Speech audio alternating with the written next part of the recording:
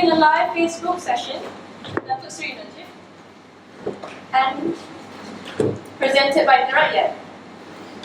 We'll be starting our live soon. Is the live ready? Once again, good evening, Dato Sri Najib. My name is Nabila. I'm currently pursuing veterinary education with Liverpool John Moss University.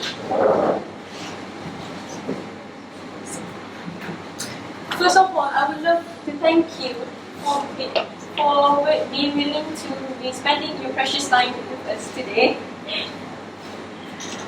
We are here today to know your side of the story. Before I start with anything, I would like to ask you, how are you doing? Well, I think I'm alright. I look alright. It's a new life for me, and I'm adjusting to it. Basically, I have more time to do the things that I wanted to do before. I could pursue new hobbies or existing hobbies, if you like. I can spend more time reading, and I also have time to talk to the people, to the rakyat. I think that's the one that I value most. Ordinary Malaysians, normal Malaysians. I talk to them, and I listen to their views, and this gives me a fresh perspective into the things that are happening in this country, or things that are not happening in this country. So it's a question of making the necessary adjustment into your lifestyle and coping with new realities. But I think I'm making myself useful, so people tell me, because my postings are much more regular now, and I'm becoming more forthright in addressing issues, including issues concerning myself, and giving views about the current situation in the country, because I believe, being a former Prime Minister, Finance Minister, I do have the knowledge, I do have the experience, and I want to share with the rakyat, so that the rakyat will have a fresh perspective. They can decide, for example, GST versus SST. I put forth the argument why GST is far superior for the country and for the rakyat. That's just one example. There are many other issues which I will participate, and I will give my frank views. I will be constructive. I will not be negative. I will not be personal if I can avoid it. And I want the rakyat to have a better understanding of what's good for the country and what's good for the rakyat. So you can count on me. I will be there, and I will provide that intellectual, if you like, and knowledge, so that the rakyat can decide for themselves. They can decide what's the right thing to do for the country. That's a lovely response and answer. Speaking of intellect, I would like to take a moment to go back to your past.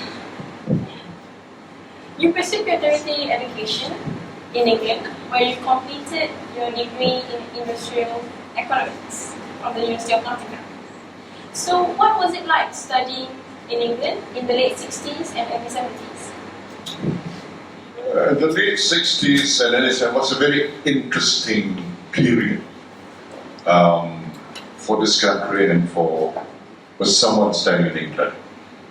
I can tell you it wasn't easy because I left after Form 3 for St. John's, and I hadn't known any other country except a brief visit to Bangkok with my parents. I had never been to England or to Europe or to anywhere further than Thailand. And suddenly, on a very, very cool January day, I think it was in the evening, and it was snowing. After traveling for 48 hours, rather after leaving Malaysia, within 48 hours, I found myself in rural England, all alone, in a boarding school. And it was snowing, and I was in a house with so many masale, if you like. And there I was having to fend for myself. That was the start. It was a kind of a shock, a traumatic start to my boarding school, to my secondary school UK. But my late father thought that if I stayed in KL or in Malaysia, I would be smart. You know, as son of the then Deputy Prime Minister and eventually Prime Minister, I will not be, growing up in a realistic environment. I will not be seen for what I was as a person. So the best thing was to transplant me into a different environment where my background wouldn't matter. And I had to stand and I had to fight for myself, if you like. And I had to make friends. Because you had no choice. In a boarding school, if you do not endear yourself and have the ability to get along with people, no matter how difficult they are, you will be in trouble because you have no other choice. So that was it. I found myself, and it's like being dumped into one end of the swimming pool, if you like, a deep end of the swimming pool. You've got to survive somehow. And I've known other Malaysians who been to boarding school and they only lasted for one term or even a year. They couldn't take it, you see, because with the English students, if you don't stand out, if you don't have a certain ability to deal with them at par with them, they will bully you. And once you get bullied, that's not fun. I can tell you that in a boarding school, there's nothing to turn, no one to help you. So that was the start, and I think my father did the right thing because it toughened me up. Dato Sri, I'm actually quite interested to know. You said earlier that you love reading. So what genre have you been reading lately?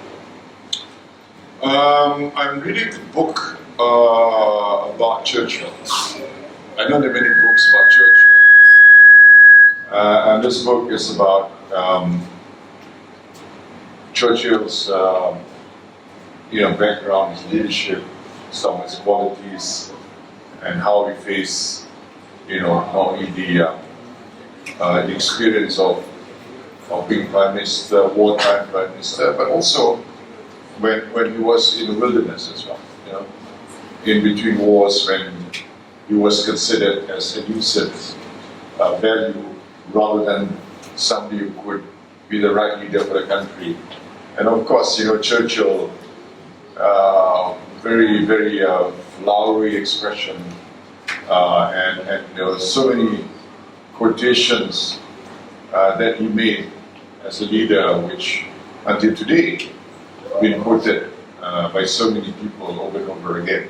So I found it very, very inspiring to know what it takes, what it's like to be a leader during the war, to be a leader during difficult times as well, and how you can lift the nation against a very, very tough and a very uncertain environment or condition. And that was the difference Churchill made. I think it was Churchill's leadership that made the Brits stand out against Hitler. Okay. I only expected a short answer. I am very impressed with your detailed and truly thought answer. You became the Menteri Besar Pahang when you were only 23. So, how did you face the challenges given to you at such a young age? Actually, it wasn't 23. I became a member of parliament at 22 plus, almost 23. I became deputy minister at 25. Saya punya jawatan yang pertama sebagai Timbalan Menteri Tenaga, Telekom dan Pos. It was a very sweet appointment. I enjoyed it sebagai Timbalan Menteri because my minister pada masa itu was Tan Sri Dato Sri at that time. And you know, Leo Modi is from Sarawak.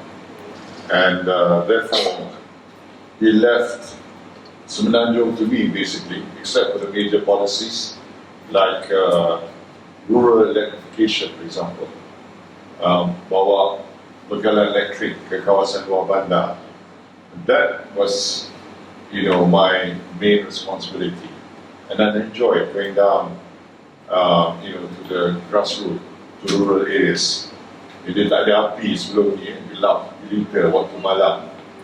Dan bila-bila saya hadir dalam satu majlis, saya mengumumkan bahawa dengan ini, maka projek bekalan elektrik akan dilaksanakan. Kemain hebat tepukan di dalam dewan tempat yang berkenaan. Jadi itulah pengalaman saya yang mula-mula dalam kerajaan, dan pada saya itu telah membolehkan saya, lepas itu saya dilantik sebagai Timbalan Menteri Pendidikan, Timbalan Menteri Kewangan dan sebagai Menteri Besar Pahang pada umur 29 tahun, yang saya mencuit hati saya sebab Sultan Pahang pada masa itu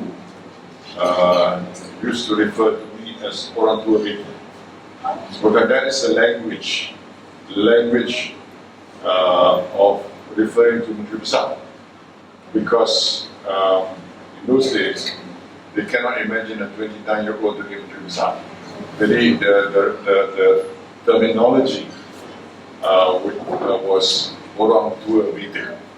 Jadi bila di dalam Badan Rungsri ucapan Sultan Hari Keputeraan, the Menteri Besar was always referred to as orang tua beta. So I was, that amused me, because I was only 29, 30, and there the Sultan referred to me as orang tua beta. So that was, you know, an interesting episode, you know, that I always remember. Speaking about your post, you became Minister of Defence in 1991, right? Defence. What do you say? Yeah, Defence in 1991. Okay, I can trace you. Saya Menteri Besar sampai tahun 86. Lepas tu saya jadi Menteri Belia dan Sukan. Lepas Menteri Belia dan Sukan 1990, saya jadi Menteri Pertahanan. Lepas Menteri Pertahanan jadi Menteri Pelajaran. Lepas Menteri Pelajaran balik jadi Menteri Pertahanan. So, what was it like facing and adapting to the sudden changes? Because you went to the first post, went to another post, and you came back to the original post. So, how did you come back being the Minister of Defence in early 2000, if I'm not mistaken? How did you want to make new changes when you were the Minister of Defence before? Actually, many people do not know that I'm a student of military history. I read a lot about military history, especially during the Second World War. And I can tell you my knowledge of that period was better than the knowledge of my generals at the time. And they were very, very surprised that I knew quite a bit about military history, military strategy, some of the famous battles, what happened, what went wrong, what went right, what were some of the quirks or some of the events that happened that turned the tide of the battle, for example. These are the things that I shared with them, and they were surprised, but so being in defense was very comfortable because I had always been a student of military history. I still read about military wars, battles and so forth, but I'm more concerned about the strategy behind it. Not the spilling of the blood or things like that. That doesn't interest me.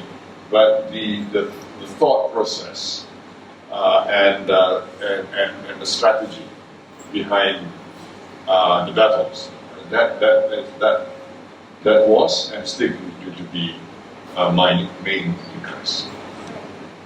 Since we are speaking about all of this changing of your positions, how did you also face the challenges that was given by Tun Mahathir at that time, which was Vision 2020?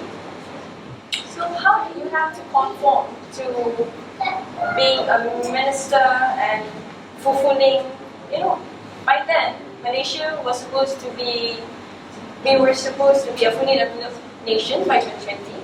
So how did you balance both of it together?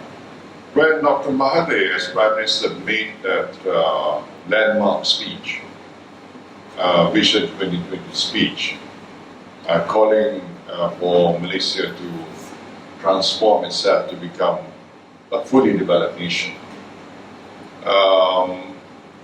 it had widespread support throughout the country, and we're all behind it. I think it energized the country that look, we want to be a fully developed nation.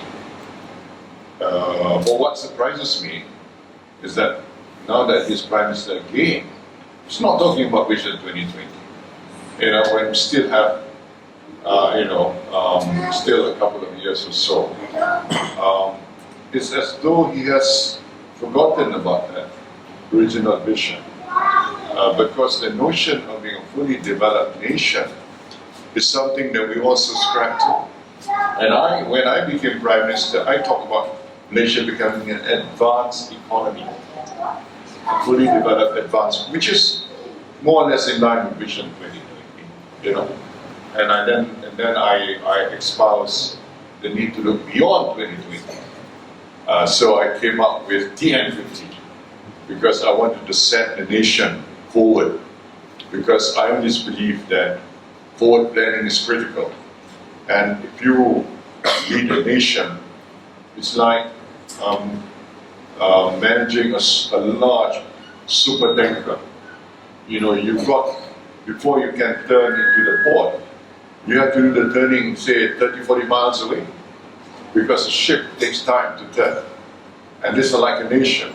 For you to set a course and to see the results, it will take a long time, considerable time. For example, if you change in education policy, for example, to see results, it will take time, because once you change education policy in a major way, you have to train the teachers first.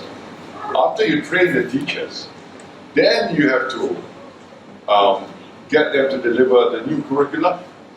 Once they do that, then you have to see the results of that. From 1 year to the next year, the cohort, say, if you want to introduce the teaching of mathematics in English, for example, science and mathematics, it will take years, because that cohort will move, from year 1, year 2, year 3, eventually to secondary school. So the result of a change in, say, an education policy would take years before you see the fruition of your policy change. And you have to monitor the execution of your policy, because sometimes well-meaning policies fail in its execution, implementation. So that's also another element that's important in leading, managing the country. It's also seeing the implementation and execution of your policy.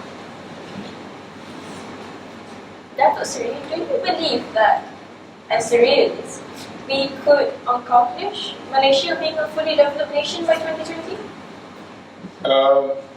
It all depends on your definition of an advanced economy. I think if you use the World Bank definition, we will be almost there by 2020, provided we can grow at about 5 to 6% a year, let's say. Then we should be able to become an advanced economy according to the definition of World Bank by, say, 2023, that's 2022, 2023, growing at about 5 to 6% per year. But then not everybody will feel he or she is rich or considered fully developed, because that's average. So there will be those, or you can use the mean income, say for example the mean income. There will be those 50% who feel that they are, part of a fully developed nation, but those below who feel they have not reached that level yet. And if you go to countries like the United States, you can see homeless people, sleeping in the streets, for example. Similarly, in the UK and other fully developed nations, there will be those who will fall through the cracks because, for whatever reason, I think we can go into that. It takes some time to explain. But the notion of an advanced economy, a fully developed nation, is usually measured in GDP terms. GDP will be the total income divided by the population, will give you income per capita. But that's an average figure. So people must understand what it means when we declare ourselves as a fully developed or advanced economy. It doesn't mean that every single person will feel rich or feel that they are, consider themselves as part of an advanced economy. It doesn't work like that. But you have a sense that a country is prosperous or getting to be prosperous. And in my 9 years as Prime Minister, every single year we grew at between 5 to 6%. And every single year we outstripped the growth of Singapore, for example. We were growing fast. But I believe lately the growth figures are not that encouraging. It's tapering downwards. And that's my concern. My concern is for the people that we have lost the momentum. And once you've lost the momentum, the economy is slipping, then we may not be able to achieve the 5 to 6% per year that will catapult Malaysia to become a fully developed nation by the year 2022, 2023 perhaps. So we have to stick to a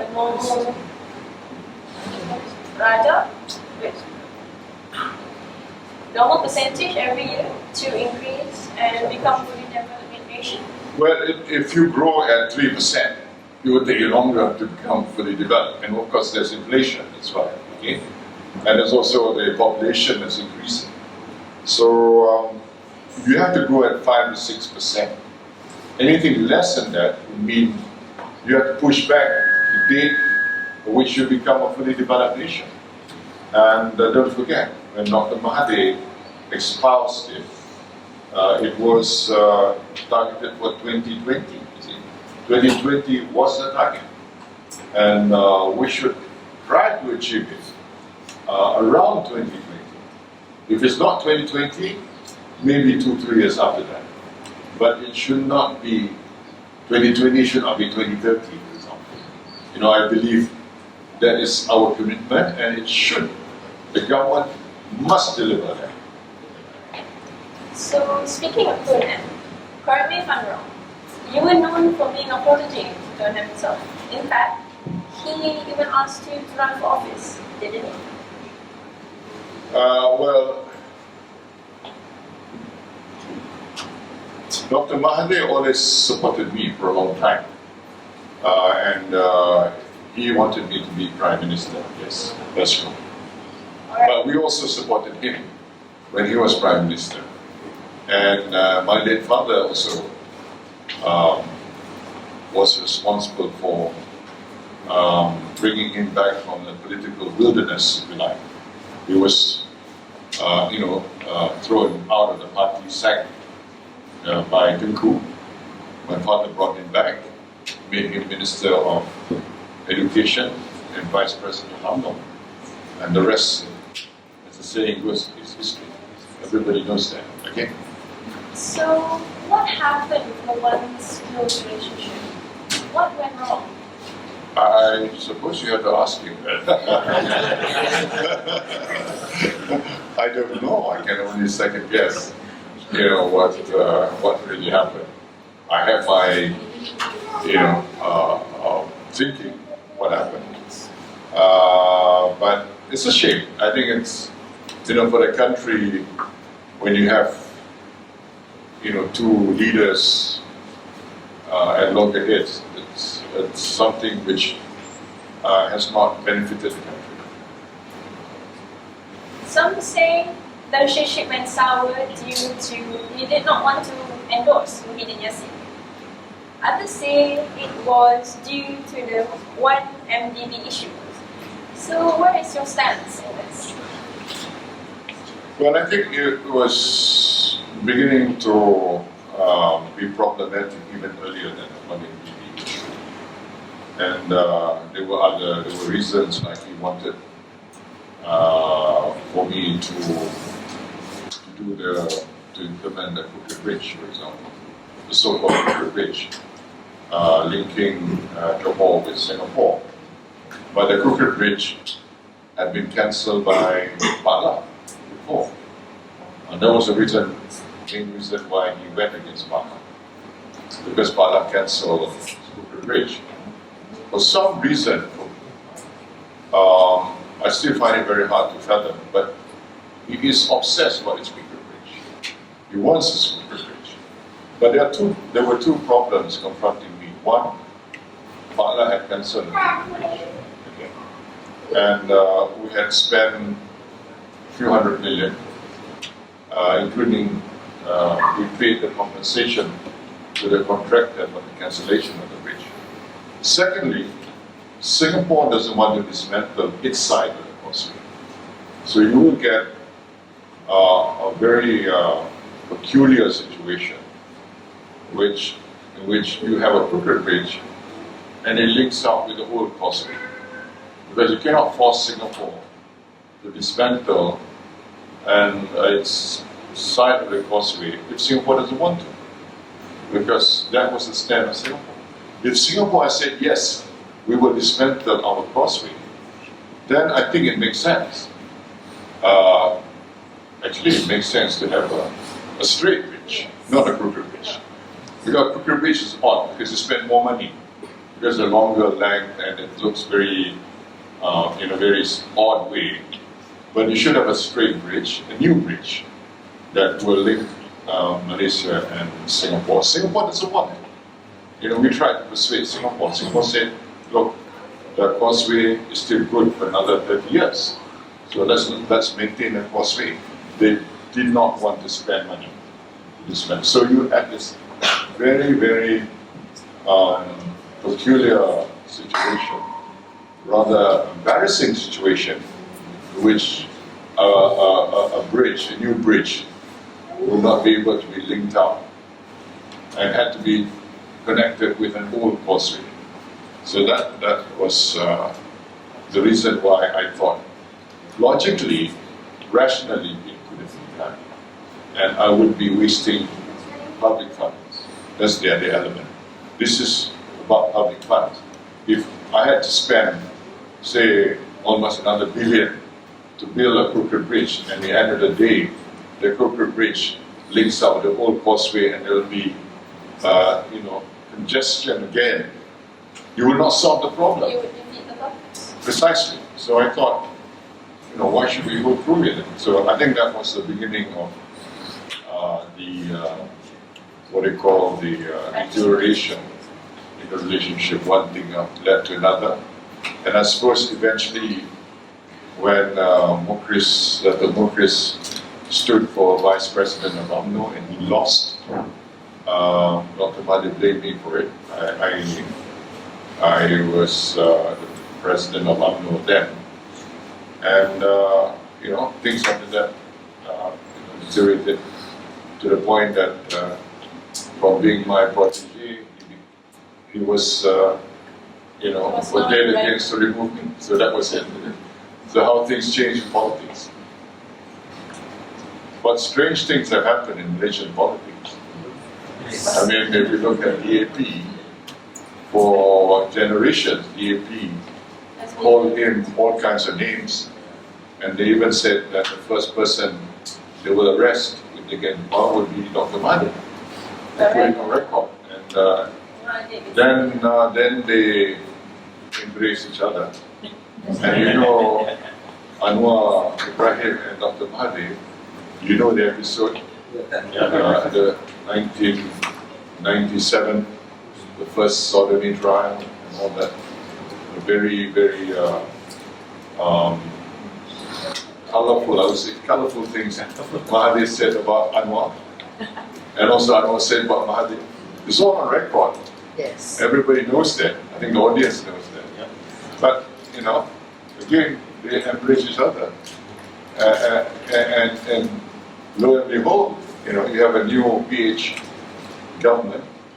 And this government consists of people who fought each other for centuries. Maybe that's been exact for at least for decades. And suddenly, they have formed themselves into a government. But let's see how things, develop in the future, in the near future. Do you think that will happen between you and Dr. Mahdi? What will happen? I mean, would the relationship soon become what it was once? Well, in politics, the maxim is the art of the possible. So it's hard to predict, the future. But as I said, it's a pity for the country that we are at loggerheads. I think a lot can be done for the rakyat if we are able to somehow work things out, somehow. But at the moment, it doesn't appear to be possible at the moment. But as I said, politics is the art of the possible. Sadly, tonight's session is already coming to an end. But before I end the session, I would like to open up questions to the member of the audience.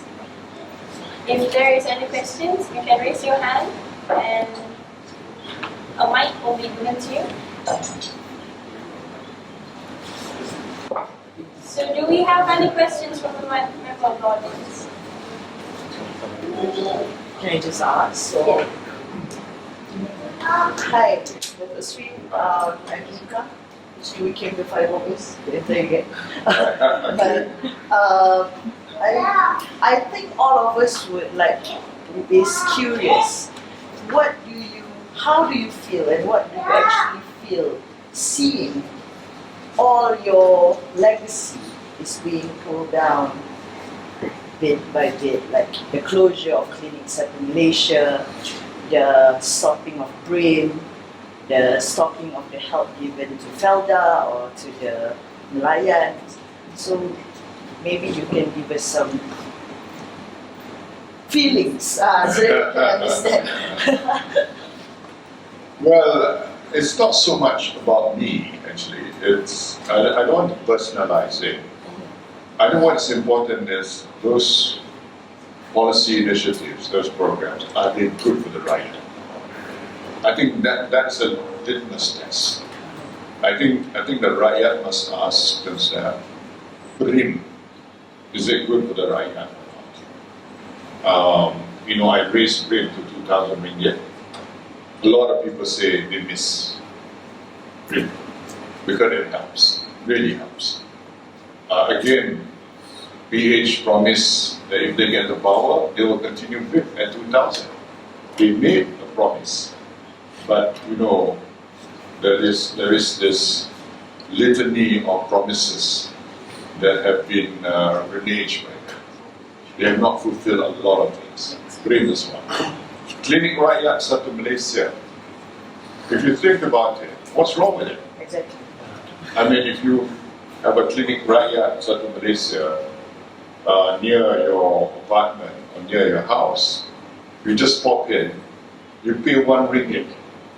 You go to UTC, once you wait for your passport to be done, you can get to see a doctor, again you pay 1 ringgit. Where in the world can you get that kind of service from the government and pay only 1 ringgit? It's amazing, isn't it? Yeah. Or the MRT3, for example, that is the ultimate connectivity. Because otherwise, people in the Klang Valley, you will have to struggle every day. And as you know, if you spend 3 hours on the road, it's 3 hours loss of productivity for the country. But if you go on the MRT, you will get to your destination within 20-30 minutes, without fail. And as you know, MRT1 is a huge success.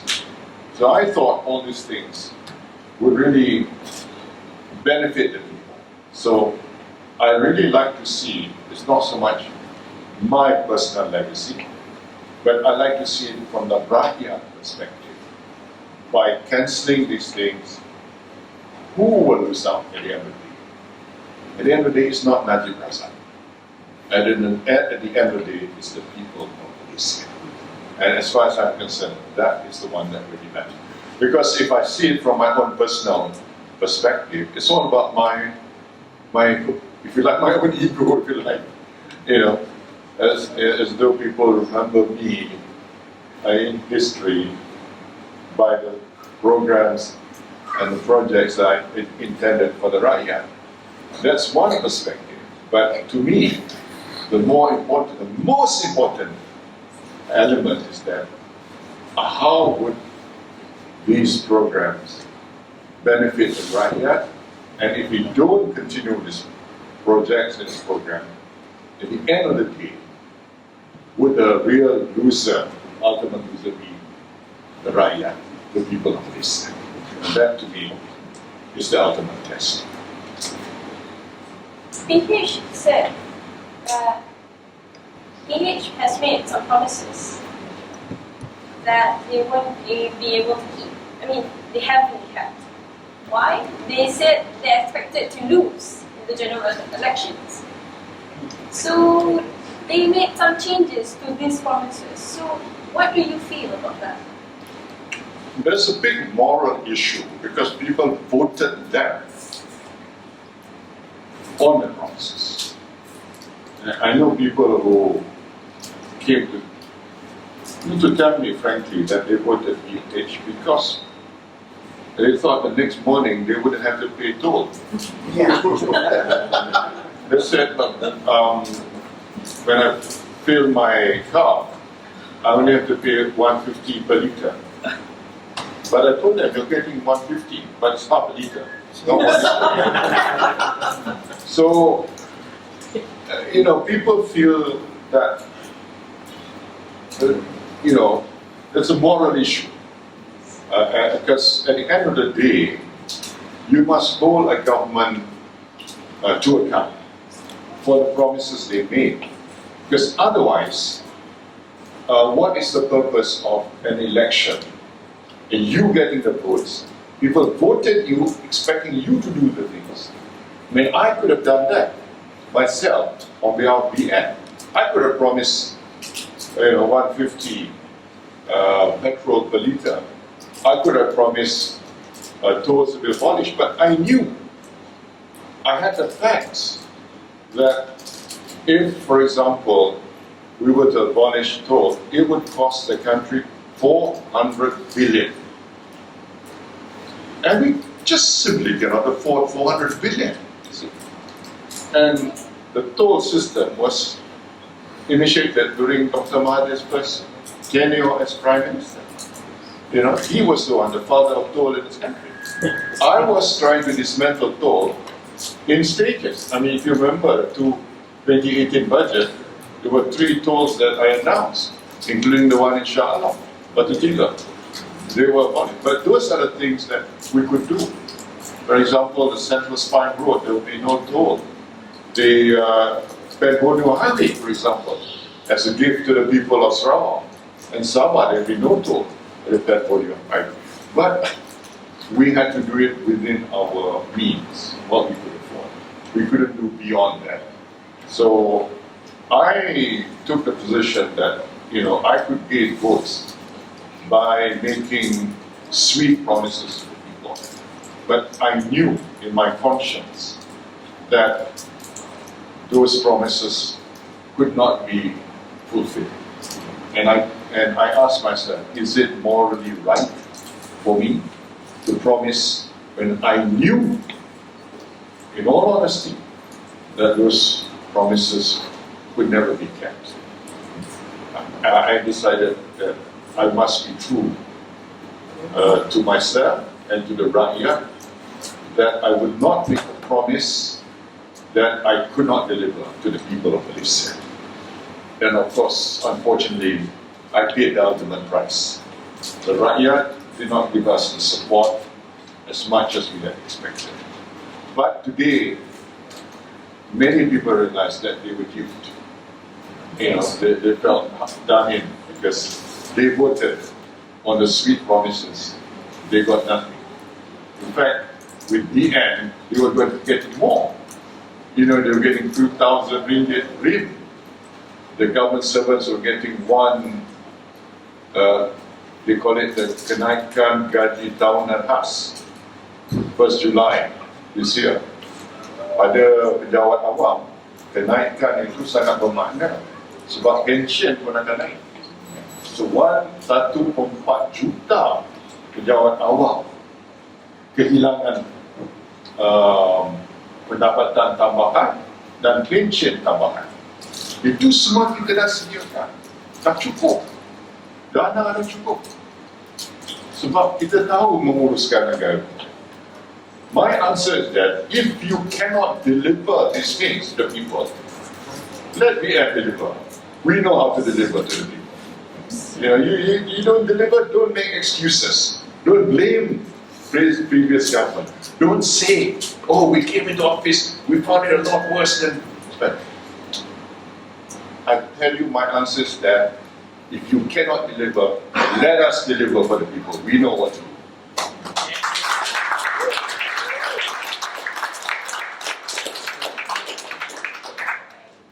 There are also questions from Facebook Live. Do we have any questions from Facebook Live? Sure. Assalamualaikum. Question from username Muhammad. The question in Malay, Dato Sri.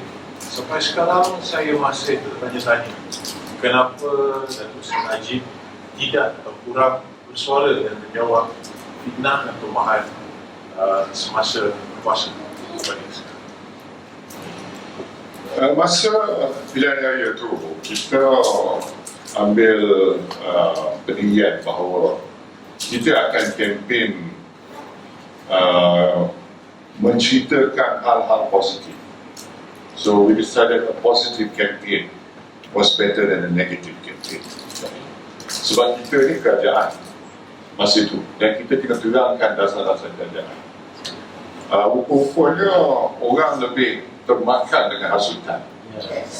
Unfortunately, malangnya mengutuk orang, menghasut orang. Lebih menarik, orang termakan. Cerita pasal ekonomi, cerita pasal KDNK negara, cerita pasal pendapatan, cerita pasal UTC, MRT, apa semua tu, ya okey, tapi mereka lebih termakan dengan hasutan.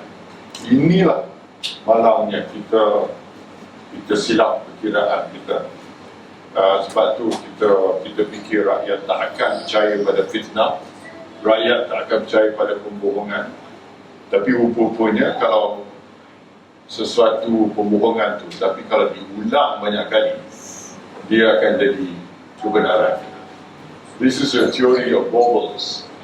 A lie, the bigger the lie, the easier for people to believe. And if the lie is repeated more and more often, people will believe it. So I think I became a victim of that. Sebab tu sekarang ni saya ada masa. Now that I'm a private citizen, I have more time. I will explain,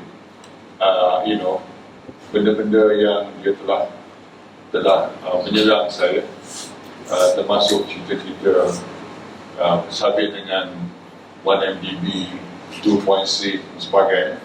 Saya terangkan satu persatu. Dan saya tengok respon dalam Facebook pun Alhamdulillah. Ada pula yang kata, saya minta maaf Dato', saya tak percaya dengan hasutan. Ada minta maaf, dia kata. Ada yang minta maaf. Ada kata, oh selama ni saya percaya PH, saya undi PH, tapi insyaAllah di hari 15 saya undi PM. Ada kata macam tu. Tapi orang kata, yalah, the damage has been done. Kita kalah, tapi kita terimalah itu kehendak Allah dan itu keputusan rakyat. Kita terima, mudah-mudahan daripada peristiwa seperti ini kita semua ada pengajaran dari semua pihak, mudah-mudahan. Do we have any last question from the Dato Sri, good evening, Sri. As a Malaysian, we Indian community, we are proud to have you as a Prime Minister because you are the only Prime Minister that done so much to community. On that, Dato Sri, we've been called by this debt, country debt. The reason given by the Pakatan Harapan now, they keep saying we are doomed because of the previous administration. But we were doing good, and now they keep blaming the countries in debt. What gone wrong? What we don't buy it actually. What is your opinion on that? Well, if they cannot manage a country, give it back to us. I tell you, the debt of Malaysia during my time was brought down to 50.8% of GDP. And we were considered as a country with a rating of A-. You see, if Fitch, Moody, and Standard & Poor rate us as A-. All the other countries that are a B category would go bankrupt first, not Malaysia. In ASEAN, only 2 countries are in category A, Singapore and Malaysia. So all the other ASEAN countries, technically speaking, would go bankrupt earlier than us.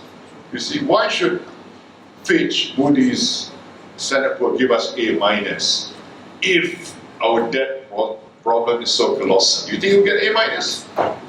And you cannot fool them because they come here every year, they look at your books, they go to Bank Negara, they go to EPU, they go even to 1MDB. They check the books 1MDB, the debt problem and everything. So they understood when they give us A-, reaffirming A-, and said that Malaysia's economy is in a strong position.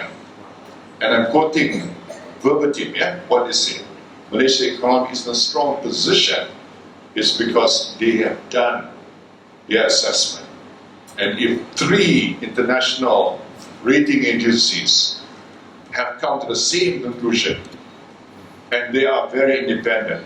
I mean, how could you doubt their assessment of Malaysia? You know, and for PH to say that we have such a big debt problem, the country is going down, that means they are fooling the people. They do not know how to manage this country. Even decimal points also they get it wrong. Even the date. I mean, I saw the recent posting, Lim Guan Eng's posting to say that the ringgit is strengthening. You know, but he used the benchmark end of 2017. And the BN was still in power. Right. From end of 2017 to May, the ringgit strengthened. When I left office, the ringgit was at 385 to the dollar. Today is 415 almost, 414, 415. We have lost 30 cents since BN was voted out of office. How do you explain that? How can you blame us? You see, we left you at 385, and today is at 415. How can you blame the BN government? You know, if you can't manage things, I'm confident if the BN government was still in power, the ringgit would still be at 385, you know, probably, or thereabouts. Of course, there's some external factors to take into account. But, you know, this blame game should stop, this. I mean, it's all about the rakyat. No, manage this country, you know. You've been given the mandate, manage this country. Bring it, do better than BN if you can. You know, it's good for the people if you can do better than BN, but don't continue to blame. How long are you going to go on blaming the previous government?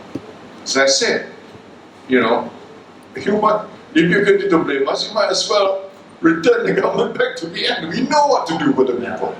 You know, so that's my answer. Any final questions? Dato Sri Najib, good evening to you. As I walked into this premise, I noticed there's a matter that came unexpected, the truth untold. So, is there any importance or any concrete message that you would like to share with us tonight? Thank you. Well, I think I've been quite forthright, explaining to you my thought process. If you want me to explain any issue, then I think you should raise with me. I think I've been unfairly victimized. People accuse me of being a perompak, pencuri, and all that, but there's no evidence of that. And as you know, I've given evidence. I have returned the bulk of the money. 620 million was returned back to US. So I must be a very bad perompak. Perompak doesn't return money, and I was siphoned it away for something else. But I returned the money. So my conscience is clear that what I did was necessary. You run political parties. Every political party requires money. I wanted to make it very transparent, but it was rejected by the opposition at that time. I wanted political donations to be transparent, and I'm on record to have made that move under our transformation program. But it was rejected by the opposition. So that's why it didn't go through, you see.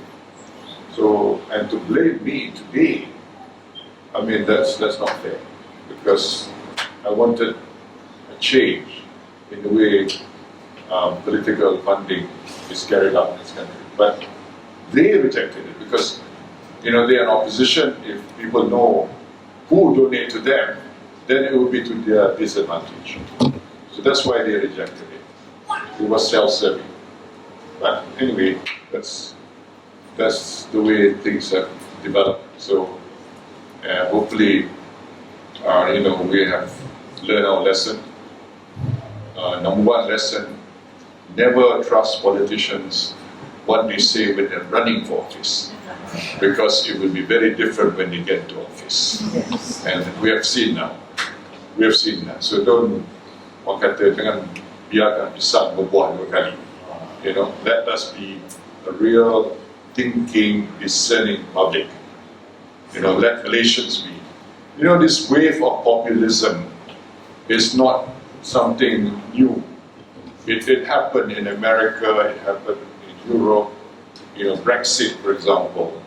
You know, it's just a wave of populism where, you know, things that they just, you know, created from thin air and suddenly say, oh, this is what happened, you will benefit if you leave EU, things like that. But when they left EU, it turned out to be very different, you see, very different.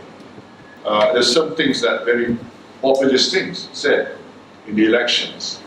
So better be careful. You know, don't be fooled. Again, you know, as the saying goes, you can fool some of the people some of the time. You cannot fool people, all the time. So hopefully, inshallah, that Malaysian public will be a lot wiser in the future, and you will support credible government that can deliver, not government that can promise you the sun and the moon, and you get, I don't know what you get, but you don't get what you expected. Dato Sri, it's been an honor being able to interview you tonight. Me, the member of the audience. With this, I sadly have to end the session. But before I do, I heard that your cat, Kiki, has gone viral. Lately. Yes, it's gone viral. Because Kiki might be charging more.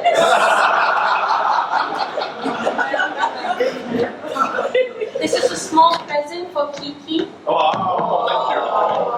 I hope she likes it. Oh, thank you very much. Oh, sure. Alright. Alright, thank you very much. With that, I thank everyone for coming tonight. Assalamualaikum and good night.